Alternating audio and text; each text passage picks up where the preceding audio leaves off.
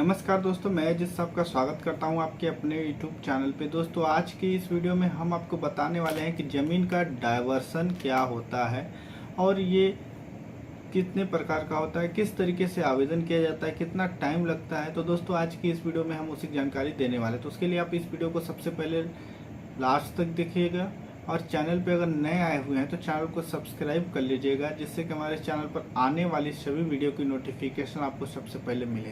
तो चलिए दोस्तों, वीडियो को शुरू करते हैं। तो दोस्तों, डायवर्सन क्या होता है? तो दोस्तों, अगर आपके पास कोई भी एग्रीकल्चर लैंड है, यानी कोई भी अगर आपके पास ज़मीन है तो वो एग्रीकल्चर पर्पस के लिए है। लेकिन अगर आप उस ज़मीन में किसी भी प्रकार का कोई भी कंस्ट्रक्शन कार्य, जैसे घर बनवाना चाहते हैं, व्यवसाय करना चाहते हैं, यानी कॉमर्शियल यूज़ के लिए करना चाहते हैं, रेजिडेंशियल कॉमर्शियल इंडस्ट्री लगाना चाहते हैं, या शैक्षणिक उपयोग में लाना चाहते हैं, या फिर किसी अन्य पर्पस में यूज़ में लाना चाहते हैं, तो उसके लिए गवर्नमेंट आपको उसका जो किस्म होता है, यानी कृषि से अन्य पर्पस के यूज़ के लिए प्रोसेस करवाता है। प्रोसेस जब आप करेंगे, ऑनलाइन आवेदन करेंगे, तो इस डायवर्सन के लिए नोडल ऑफिसर एसडीएम होता है। एसडीएम के द्वारा उसमें आदेश किया जाता है। आदेश होने के बाद आप उस ज़मीन को जिस भी पर्पस के लिए आप आवेदन करेंगे तो उस पर्पस में यूज़ कर सकते हैं। तो आवेदन करने का क्या तरीका, कितना चार्ज लगता है, तो चलिए ऑफिशियल तरीके से सीखते हैं। तो ऑफिशियल वेबसाइट पर विजिट करते हैं और वहां से सीखते हैं कि किस तरीके से डायवर्सन का पूरा जो तरीका है किया जाता है। तो दोस्तों, डायवर्सन का आवेदन करने के लिए सबसे पहले आपको mpbhulek.gov.in सर्च करना होगा। जब आप सर्च करेंगे तो आपके सामने कुछ इस तरीके का ऑफिशियल वेबसाइट ओपन होगा। अब इस पोर्टल से आप दोस्तों मध्य प्रदेश शासन की जितनी भी ज़मीन है उसका डायवर्सन के लिए ऑनलाइन आवेदन कर सकते हैं। ऑनलाइन आवेदन करने के लिए दोस्तों सबसे पहले इस पोर्टल में बहुत सारे ऑप्शंस मिलेंगे। तो इधर आप देख सकते हैं कि जैसे कि जो बिना फीस की सर्विसेज है, इधर आप यूज़ कर सकते हैं, इधर आपको मिल जाएगा। ये फ्री ऑफ कॉस्ट वाली सर्विसेज हैं। अब आपको डायवर्सन के लिए ऑनलाइन आवेदन करना होगा तो यहाँ पे राइट हैंड साइड में टॉप में देखेंगे लॉगिन का एक इंटरफेस होगा। इस लॉगिन वाले ऑप्शन पे जैसे ही क्लिक करेंगे तो यहाँ पे login ID, department, password, captcha code का ऑप्शन मिलेगा। इतना डिटेल्स फिलअप करके सबमिट वाले ऑप्शन पे क्लिक कर देना है। अगर आपने यूज़र आई नहीं क्रिएट किया तो यूज़र आई क्रिएट करने के लिए रजिस्टर एस पब्लिक यूज़र का ऑप्शन मिलेगा। इस वाले ऑप्शन पे आपको क्लिक कर देना है। जैसे ही आप उस पर क्लिक करेंगे ना तो आपको बेसिक डिटेल्स फिलअप करके आप अपनी यूज़र आईडी क्रिएट कर लें। अगर आप यूज़र आईडी क्रिएट करने का पूरा प्रोसेस देखना चाहते हैं तो वीडियो का लिंक डिस्क्रिप्शन में आपको मिलेगा। वहाँ पे आप जाकर उस वीडियो को पूरा लास्ट तक देख लीजिए, जिसमें हमने पूरा यूज़र आईडी कैसे क्रिएट करना है तरीका बताया हुआ है। अब आपने जो यूज़र आईडी क्रिएट किया वो यहाँ पे आप फिलअप कर लीजिए और डिपार्टमेंट ऑटोमेटिक आ जाएगा, जो भी यूज़र आईडी जिस भी पर्पस के लिए आपने क्रिएट किया उसके हिसाब से। उसके बाद पासवर्ड, उसके बाद कैप्चा कोड, उसके बाद सबमिट का ऑप्शन है। इतना फिलअप किया, अब आप इसमें इंटरफेस यानी जो ऑफिशियल पेज है उस पर विजिट हो जाएंगे, यानी आगे का इंटरफेस आपको ओपन होगा। तो दोस्तों, इस तरीके से आप user I, password, captcha code fill up करके सबमिट किया। अब आपके सामने इस तरीके का एक ऑफिशियल इंटरफेस होगा। यहाँ पे आप देख सकते हैं बहुत सारे ऑप्शंस मिलेंगे। इस तरीके का आपका एक ऑप्शंस मिलेगा कि आप खसरे में को आधार कार्ड से लिंक करना चाहते हैं। अगर करना चाहते हैं तो यहाँ पे यस कर दें, नहीं तो नो कर दें। उसके बाद आपको अगला इंटरफेस जो होगा, यहाँ पर बहुत सारे ऑप्शंस मिल जाएंगे। तो एक ऑप्शन आपको यहाँ पर डायवर्सन भू विवर्तनांक सूचना का ऑप्शन मिलेगा, उस पर आपको क्लिक कर देना। उस पर जैसे ही क्लिक करेंगे तो इस तरीके का आपको इंटरफेस होगा, जहाँ पे आपको बताया जाएगा कि आवेदन करने से पहले आपको क्या क्या डॉक्यूमेंट्स की आवश्यकता पड़ती है और आवेदन करने के बाद किस तरीके का प्रोसेस होता है उसके बारे में पहले यहाँ पे आपको डिटेल्स मिल जाएगा। उसके बाद यहाँ पे जो बॉक्स है क्लिक करना है, उसका जमा करे वाले ऑप्शन पर क्लिक कर देना है। जैसे ही यहाँ पर आते हैं तो यहाँ पर आपको जिला चयन करने के लिए बोला जाएगा। तो सबसे पहले डिस्ट्रिक्ट को सेलेक्ट कर लें, जो भी डिस्ट्रिक्ट का ज़मीन है, और उस डिस्ट्रिक्ट को सेलेक्ट कर लें जहाँ की ज़मीन को आप डायवर्सन करने के लिए आवेदन करना चाहते हैं। तो दोस्तों, इस तरीके से सबसे पहले ज़िला को सेलेक्ट करें, तहसील को सेलेक्ट कर लें, जो भी तहसील आपका होगा। तहसील सेलेक्ट करने के बाद उस गांव को सेलेक्ट कर लें जो गांव आप जिस गांव की ज़मीन का डायवर्सन करना चाहते हैं। उसके बाद यहाँ पे 3 ऑप्शंस मिलेगा, किस तरीके से डिटेल्स सर्च करना चाहते हैं खसरा नंबर, खाता संख्या भूस्वामी के नाम से। अगर खसरा नंबर पता है तो खसरा नंबर वाले ऑप्शन पे क्लिक करें। खसरा नंबर के हिसाब से आप वहाँ की ज़मीन का डिटेल्स चेक करेंगे। डिटेल्स चेक करेंगे ना तो आपके सामने इस तरीके का जो भूस्वामी है उसका नाम और यहाँ पे उसका नाम, उसके हस्बैंड, यहाँ पे आपको क्लिक कर देना उस ज़मीन को जिस ज़मीन का आप डाइवर्सन के लिए प्रोसेस करना चाहते हो। उसके बाद जोड़े वाले ऑप्शन पे क्लिक कर दें। इस तरीके से, इस तरीके का सर्कल घूमता हुआ नज़र आएगा। आप सर्कल जब तक घूम रहा है तब तक आपको होल्ड कर देना है, वेट कर लेना है। तो आप इस तरीके से डाइवर्सन के लिए प्रोसेस कर सकते हैं। एक से अधिक खसरे नंबर होंगे ना तो आपके सामने इसी तरीके का बॉक्स वाइज खसरा मिल जाएगा। अगर आप जो भी नंबर सेलेक्ट करना चाहते हैं इस तरीके से ऑप्शन पे क्लिक करके सेलेक्ट करके आगे एक साथ आवेदन कर सकते हैं। अगर एक खाते में बहुत सारे नंबर्स हैं तो, अगर नहीं है अलग अलग खाता है तो अलग अलग आपको आवेदन करना होगा। तो इस तरीके का सर्कल घूमता हुआ नज़र आएगा। तो दोस्तों अब बहुत सारे लोगों का कमेंट आता है कि हम अगर सह खाते की ज़मीन है तो डाइवर्सन करवाएं कि ना करवाएं, क्या तरीका है। तो उसके लिए भी दोस्तों तरीका एक ये है कि आप सह खाते की ज़मीन को भी डाइवर्सन के लिए आवेदन कर सकते हैं, लेकिन उसका भी एक जो प्रोसेस है वो कुछ अलग तरीके से। जैसे कि अगर एक ज़मीन है उसमें 5 लोग भूस्वामी हैं, 5 लोग अगर हैं और टोटल ज़मीन 10 डिसमिल है, तो अगर कोई एक व्यक्ति अपने हिस्से की 2 डिसमिल ज़मीन का डाइवर्सन करवाता है तो अब दोस्तों क्या है कि 8 डिसमिल ज़मीन तो कृषि प्रयोजन के लिए ही बच गई, लेकिन 2 डिसमिल ज़मीन आपने रेसिडेंशियल यूज़ के लिए जो डाइवर्सन है वो करवा लिया। तो आपका क्या होगा कि जैसे कि एक कोई खसरा है जो खसरा नंबर 10 है, तो अब ये एक्चुअली में होगा क्या कि 10/1 हो जाएगा, जो कि आपका सेपरेट रकबा हो जाएगा 8 डिसमिल का, और 10/2 हो जाएगा ये 2 डिसमिल का अलग से, जिसमें सभी भूस्वामी का नाम होगा और डाइवर्टेड लैंड हो जाएगी। तो 8 डिसमिल में भी सभी का नाम होगा, 2 डिसमिल में भी सभी का नाम होगा। तो बहुत सारे लोगों का कमेंट होता है कि ये क्यों हो रहा है, किस तरीके से हो रहा है। तो दोस्तों ये पोर्टल में एक जो प्रोसेस है वो कर दिया गया है, और ये इसका कार्य जो है पटवारी के द्वारा किया जाता है खसरा को अलग करने का।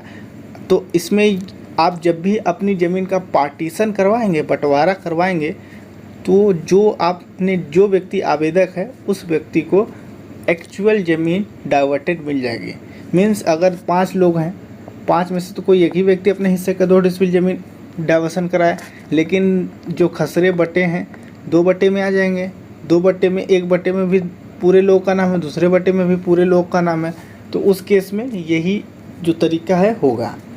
तो आई होप आप समझ गए होंगे। अब दोस्तों जब जोड़े वाले ऑप्शन पे क्लिक कर लेंगे तो आपके सामने इस तरीके का इंटरफेस होगा। खसरा नंबर, खसरे का वर्ग मीटर में क्षेत्रफल, किस प्रयोजन के लिए वर्तमान में है, यहाँ पे उद्देश्य सेलेक्ट करने के लिए बोला जाएगा। और यहाँ पे जैसे ही आप उद्देश्य सेलेक्ट करेंगे तो ये सारा अमाउंट आपको यहाँ पे फिलअप होके मिल जाएगा, और यहाँ पे कुल राशि मिलेगी।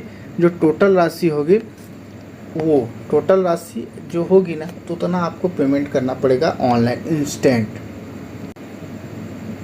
तो दोस्तों अब आपके सामने जब आप यहाँ पे उद्देश्य वाले ऑप्शन पे क्लिक करेंगे तो उद्देश्य का जो आप देखेंगे कि उद्देश्य कितने प्रकार के हैं। अन्य उद्देश्य मतलब अदर पर्पस के लिए, आवासीय, औद्योगिक एवं खनन, कृषि, पूर्त, व्यावसायिक, शैक्षणिक, इतना तरीका है। जो भी तरीका आप सेलेक्ट करेंगे उसी के हिसाब से इधर पेमेंट होगा। रेसिडेंशियल का आपको 750 रुपये मिलेगा।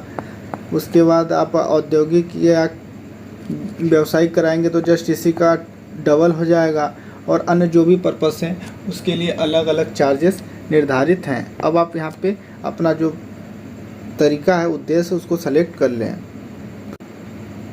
तो दोस्तों इस तरीके से उद्देश्य आपने सेलेक्ट किया।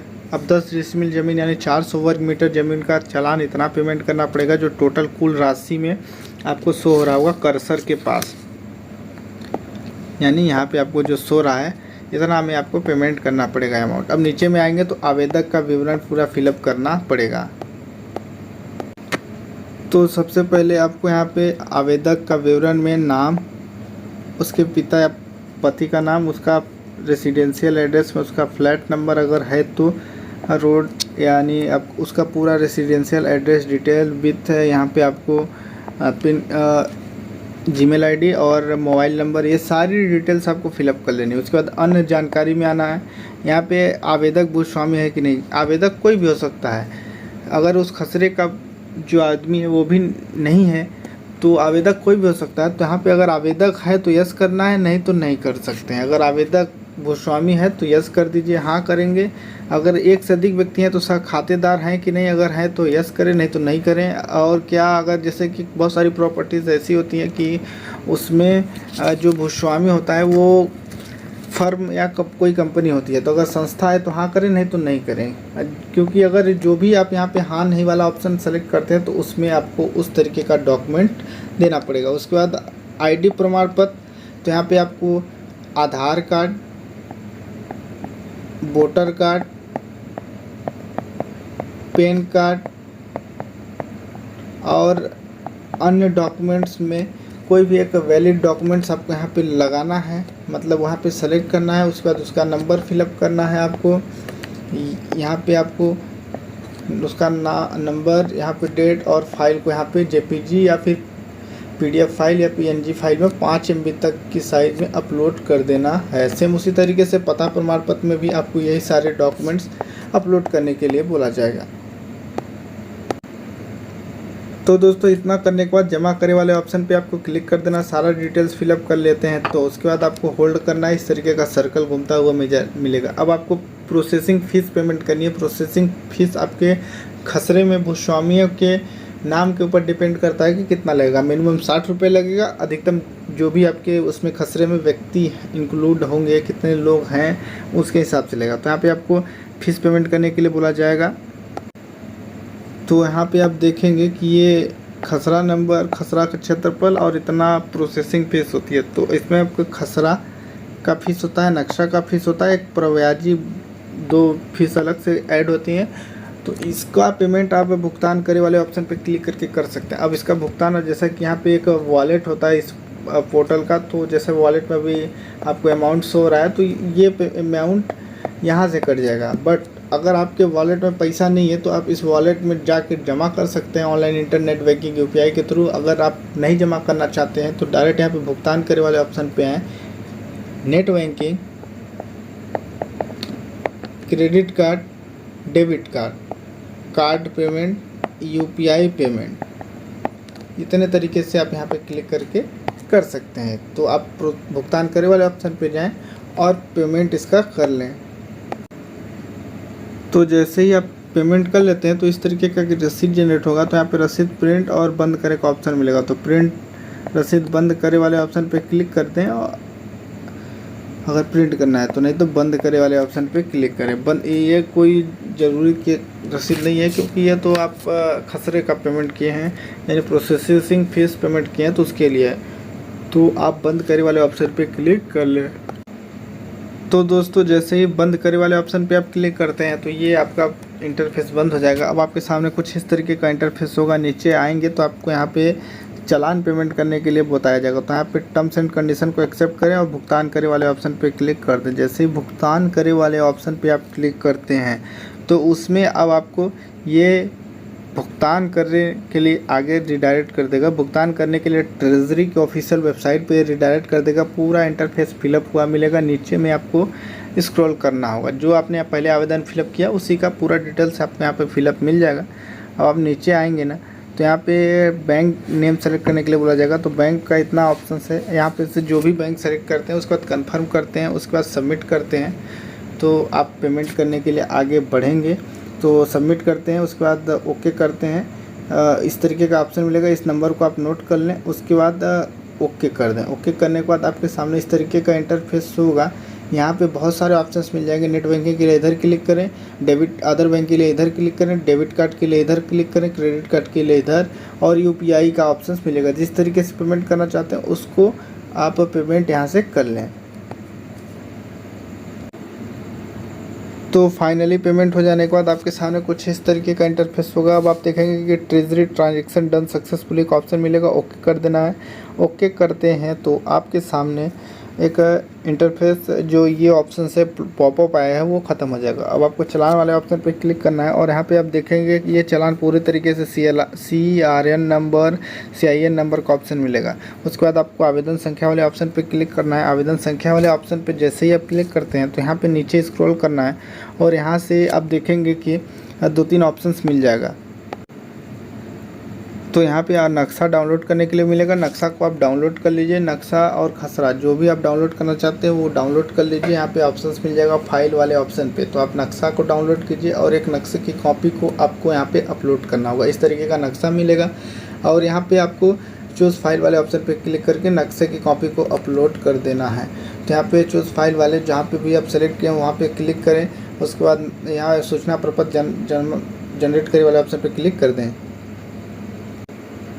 नीचे में आए प्रिंट करे वाले ऑप्शन पे क्लिक कर दें। प्रिंट करे वाले ऑप्शन पे क्लिक करेंगे, इसको प्रिंट कर लेना है और इसको आप एप्लीकेशन को सेव कर लें। अब इसी एप्लीकेशन को आपको लास्ट में अपलोड भी करना है। तो इस तरीके से आप एप्लीकेशन को सेव कर लें, उसके बाद होल्ड करके रखें जब तक आपका ये एप्लीकेशन सेव ना हो जाए। बंद करे वाले ऑप्शन पे क्लिक करें। यहाँ पे आपको नीचे में सूचना प्रपत्र जनरेट करे वाले ऑप्शन के नीचे में आपको मिलेगा, वहाँ पे क्लिक करें और ओपन कर यानी सेव करके अपलोड कर दें। जैसे ही अपलोड करते हैं तो यहाँ पे एक ऑप्शन मिलेगा सूचना प्रपत्र जमा करे का। सूचना प्रपत्र जमा करे वाले ऑप्शन पे आपको क्लिक कर देना है। उसमें जैसे ही क्लिक करेंगे ओके करने का ऑप्शन मिलेगा। ओके जैसे ही करते हैं तो आपके सामने एक PDF फाइल डाउनलोड होकर आ जाएगा, जो कि फाइनल डायवर्सन की एप्लीकेशन का पूरा प्रोसेस है। तो आप तब तक होल्ड करें जब तक आपके सामने एक QR कोड वाला ये पेज ना जनरेट हो जाए। दोस्तों आई होप आप इस तरीके से समझ गए होंगे कि डायवर्सन का जो तरीका है किस तरीके से किया जाता है। जब आप डायवर्सन के लिए आवेदन करते हैं, पूरा जब प्रोसेस आपका कंप्लीट हो जाता है तो आपको 15 दिन वेट करना है। 15 वर्किंग डे में जो टारगेट डेट होता है उस डेट में आपका ऑटोमेटिक जो खसरा है कृषि से जिस प्रयोजन में आप लाना चाह रहे हैं, जिस प्रयोजन के लिए आवेदन आपने किया है उस प्रयोजन में वो चला जाएगा। जैसे कि अगर आपने एग्रीकल्चर लैंड को रेसिडेंशियल यूज़ के लिए आवेदन किया है तो आपका जो ज़मीन है वो रेसिडेंशियल यूज़ में आ जाएगा। तो आप इस वीडियो को देखने के लिए धन्यवाद और अगर चैनल पर नए हैं तो चैनल को सब्सक्राइब जरूर कर लीजिए।